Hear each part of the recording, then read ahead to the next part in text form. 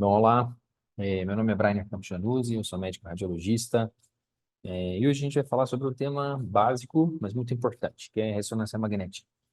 É, Quando a gente vai laudar a ressonância magnética, nem sempre a gente precisa entender muito bem da física, né? Mas é como dirigir um carro. Às vezes quando a gente entende como funciona o motor, ou algumas noções básicas do funcionamento do carro, é muito mais fácil que quando a gente tem uma intercorrência, um problema, a gente sabe como manejar. Então, a ressonância magnética, da mesma forma, vamos lá, vamos falar um pouquinho de ressonância, mas antes eu quero perguntar para vocês aí com quais métodos de imagem o radiologista trabalha. Vamos lá, são 6 métodos, né? Intuitivamente, raio-x, né? Tomografia, ultrassom também é muito falado, ressonância, né? Que é o que a gente vai falar hoje, e o pessoal esquece mais um pouquinho, a densitometria e é, mamografia, tá bom? Então, esses são os métodos: raio-x, ultrassom, TC, ressonância, densitometria e mamografia, tá bom? Hoje a gente vai falar um pouco mais de ressonância, mas vamos só citar os métodos aí. Então, que método é esse aqui? Bom, isso é uma tomografia de crânio, né? Deixa eu pegar aqui para apontar para vocês. Isso é uma tomografia de crânio, tá? A dica para saber que é tomografia, a gente olhar o osso bem branquinho, né? Então, isso faz a gente lembrar de uma tomografia. Então, isso aqui é uma tomografia de crânio. Aqui a gente vê uma simetria entre os dois lados. O crânio tem essa vantagem, tá? E aqui a gente vê uma área, né? Que fala muito a favor de um hematoma, tá bom? E aí a pergunta é, a tomografia usa radiação? Né? Na verdade, usa, a tomografia usa muita radiação, tá? Para quem nunca viu isso, ó, um tomógrafo, o paciente deita aqui, ó, e aí o técnico adquire as imagens, tá bom? São vários raios-x aqui, ó, o computador reconstrói e forma uma imagem, tá bom? Muito bem. Que método é esse? Bom, esse aqui é um raio-x, tá bom? Usa radiação, sim, né? E aí, muita gente me pergunta, fala, esse raio-x está normal? Essa aqui é principalmente para a galera da pediatria, né? Então, na verdade, aqui a gente tem um sinal que chama sinal na vela do barco. Esse sinal aqui é um timo normal, tá? Então, criancinhas muito pequenininhas, né, podem ter esse timo aí. Ok? Beleza?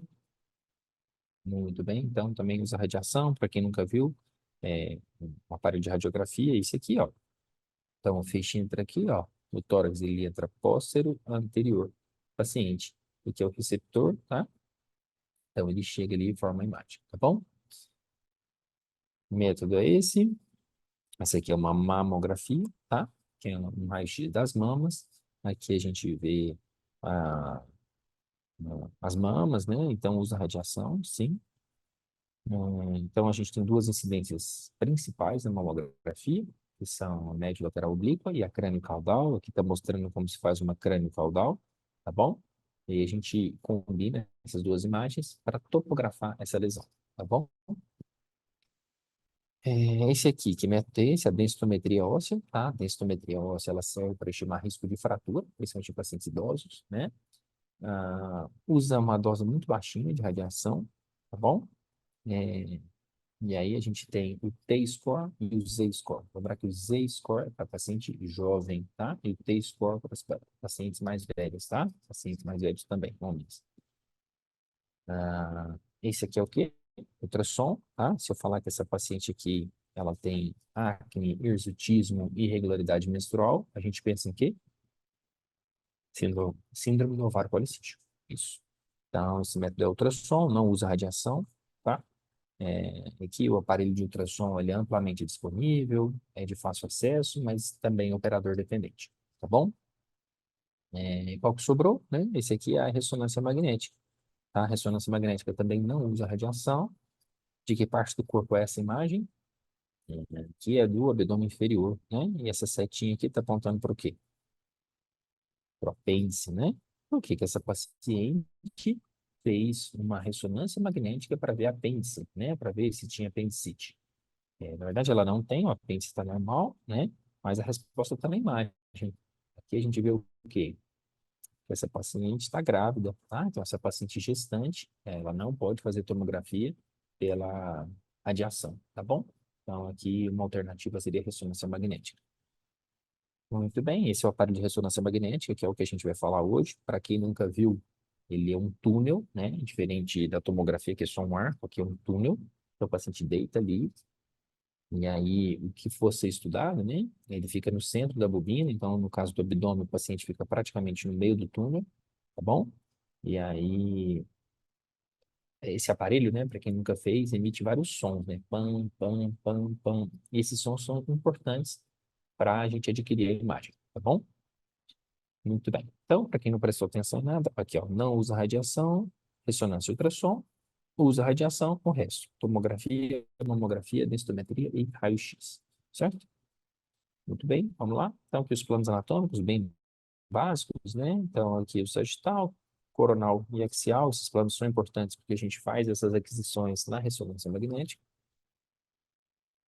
Então, lembrar que o plano axial, toda vez que a gente está falando, né, de cá vai ser lado direito e de cá vai ser lado esquerdo, por quê? Como se a gente olhasse o paciente de baixo, né? Lembra que a gente sempre está olhando como se estivesse olhando o pé desse paciente. Então, de cá vai ser direito e de cá vai ser esquerdo, tá bom? Então, todo método de imagem, né, a gente, seccional, a gente usa essa referência, tá bom? Aqui, qual que é o lado direito? O lado direito é esse aqui. Lembra que o pé do paciente está aqui, ó, e a gente está olhando de cá, por baixo, né? Então, direito e esquerdo. Bom, vamos lá. Então, vamos falar agora do tema da aula, que é ressonância magnética. Para ressonância magnética, a gente fala em sinal. Então, se eu tiver, por exemplo, uma bolinha no fígado, né, um nódulo hepático, mais escuro do que o restante do parênquima, eu uso o termo sinal, né? Só que baixo. Então, hipossinal. Então, em relação ao fígado.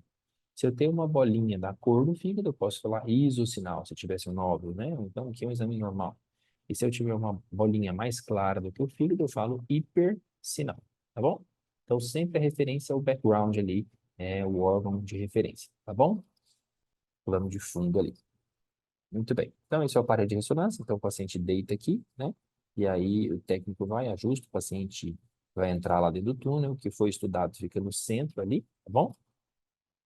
E aí, para a gente lembrar, o hidrogênio é o que a gente utiliza para a formação da imagem, né? O elemento mais abundante no organismo, a gente é constituído basicamente por água, tá? Então, a gente usa o hidrogênio, tá? Então, por isso que tem algumas coisas que a gente não vê muito bem. Por exemplo, eu vejo muito médico pedindo ressonância de tórax para avaliar pulmão, e aí não é legal, tá? Então, tudo que tem ar não fica muito bom na ressonância magnética, tá bom? Porque a gente utiliza o hidrogênio para formar a imagem, tá bom?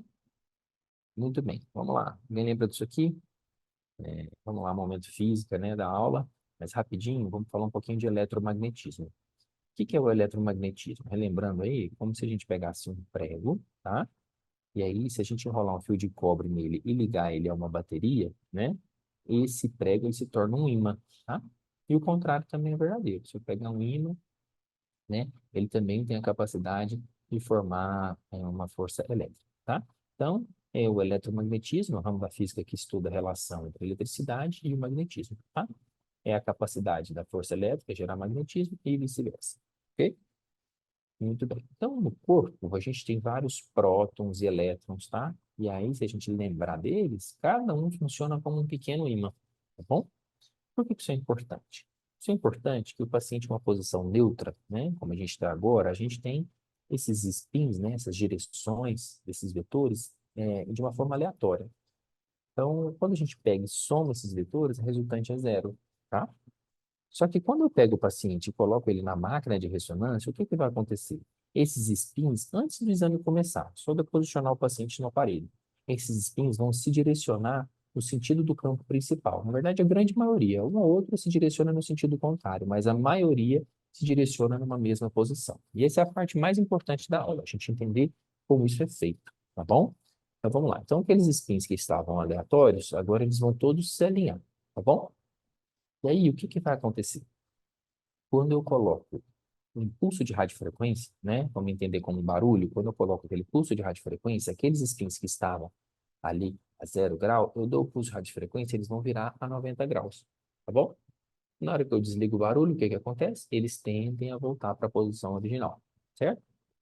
Que é o lance. O lance da ressonância, que é muito legal, que quando eu dou o pulso de 90 graus e desligo, cada tecido volta num tempo diferente.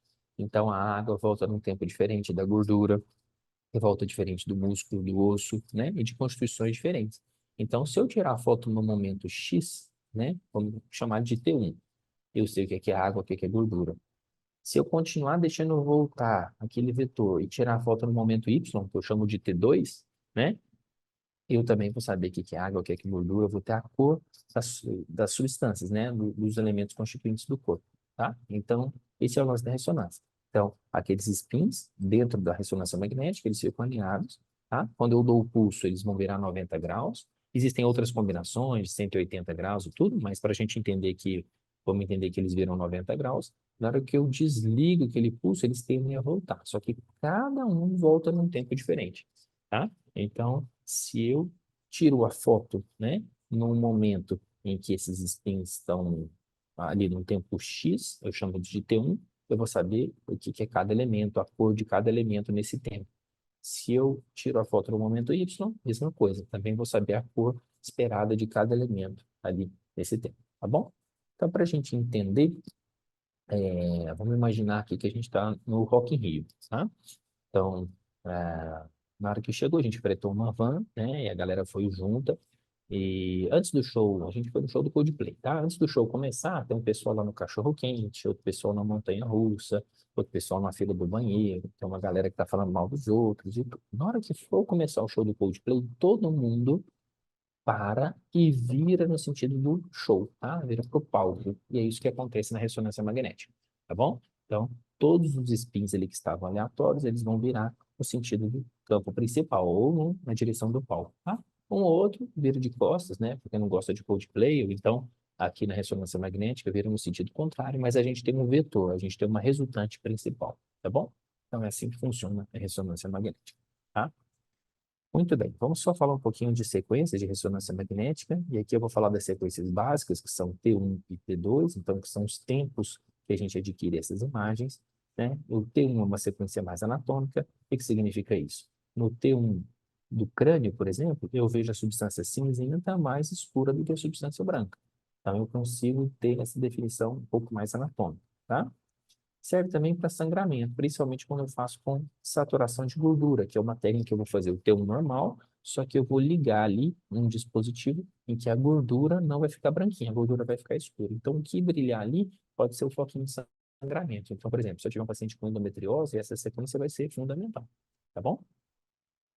E o T2 é uma sequência que identifica bem líquido, para a gente lembrar, a gente vai lembrar HT2, H2O, tá? Então, o T2 é bem líquido, tá? Então, a gente vai ver edema, né? Então, se o cara, por exemplo, teve uma contusão no joelho, tem uma infiltração ali na medula óssea, aquele ali vai ter um T2, uma sequência derivada do T2, ali vai ter um sinal maior, tá? Vai ficar mais branquinho. Então, tem uma alta sensibilidade para a doença. Então, por exemplo, se o paciente tem uma doença desmielizante, inflamatória, alguma alteração, né? Então, o T2 ou sequências derivadas do T2 vão ficar com um sinal um pouco mais alto, tá bom? Para eu lembrar se é uma sequência T2 ou T1, eu tenho que olhar essas três estruturas principais: líquor, urina e bile, tá? Então, líquor, urina e bile são as coisas que têm líquido, e esse líquido com um movimento bem baixinho, tá? Por que que o sangue não entra nisso? O sangue tem muito líquido, só que o sangue ele tem fluxo, tá? E esse fluxo é como se eu fosse adquirir a imagem, né? Na hora que eu for refazer aquela imagem, né? Como se eu fosse dar uma demão de tinta na sala ali, o que que acontece? A gente tem aquele fluxo que movimentou. Então, às vezes, pode dar um artefato que a gente chama de flow void, que é quando aquele fluxo ali movimenta, tá bom? Então, aqui, vamos ver se a gente está craque aí, né? Qual que é T1, qual que é T2? O que que eu tenho que olhar? Sempre eu vou procurar alguma daquelas três estruturas: líquor, urina ou bile. Tem alguma coisa aí no crânio? Líquor, urina ou bile? Bom, vou pensar em líquor, né? Onde que está o líquor? Está no interior dos ventrículos, né? Então, está no interior dos ventrículos, certo? Aqui também margeando os gírios, né? Então, o branquinho é esse aqui. Então, esse aqui é T2, certo? Então, T2 aqui, certo? T1, como eu falei para vocês, só para a gente tirar a prova, substância cinzenta mais escura e a substância branca mais clara, tá bom? Certo? Vamos lá, esse aqui, então aqui um corte de abdômen, tá? Lado direito, lado esquerdo, tá bom? Então vamos procurar alguma das estruturas aí, o que que tem no abdômen? Líquor, urina ou bile, tá? Então, no fígado, realmente a gente tem ductos biliares, mas às vezes muito fininhos, e às vezes a gente pode confundir com vaso, então não vamos olhar isso aqui, tá bom? Urina. Urina ainda não está no corte de rim, né? A gente vê aqui baço, vê fígado, vê aorta, coluna, Mas, na verdade, tem uma estrutura aqui que a gente pode olhar, ó. O que que tem atrás aqui do corpo vertebral? Né? Líquor, certo? Tem um que está escuro e outro que está branco. Qual que está branco? Branco é esse aqui, né? Então, esse aqui é o T2 e esse aqui é o T1, certo? Beleza? Vamos passar? Muito bem. Então, esse aqui também é uma coluna cervical, certo? Então, aqui a gente vê a coluna, a medula espinhal, certo? E o que que tem aqui, ó? Essa coluninha branca aqui, isso aqui é líquor, tá? Então, esse líquorzinho aqui, ó, indica que isso aqui é um T2, tá bom? E esse aqui é um T1, ok? Beleza? Vamos lá. Tampei aqui, ó, o líquor. E agora? O que que a gente tem de referência? Bile ou urina, né? Então aqui a gente tem os rins, tá? E aqui a gente tem é T2. E aqui de lambuja a gente tem a vesícula biliar, né? Então também um alto sinal em T2, tá bom? Então isso é uma ponderação T2. Muito bem. Aqui só um videozinho para a gente lembrar, né? Que aí, o aparelho de ressonância nunca desliga, tá? Então, às vezes, o pessoal da limpeza vai à noite, limpa a sala, principalmente quando troca funcionário, e isso tem uma força muito grande. Isso atrai, né? Puxa enceradeira, equipamentos, né? Então, tem que ter muito cuidado em relação a isso. Aqui foi feito é, pelo pessoal lá da Universidade de Nova York, senão que uma criancinha faleceu. Ah, por quê? Porque ela estava com falta de ar e entraram com uma bala de oxigênio, né? Essa bala de oxigênio foi aproximada ali de uma forma muito forte ali, né?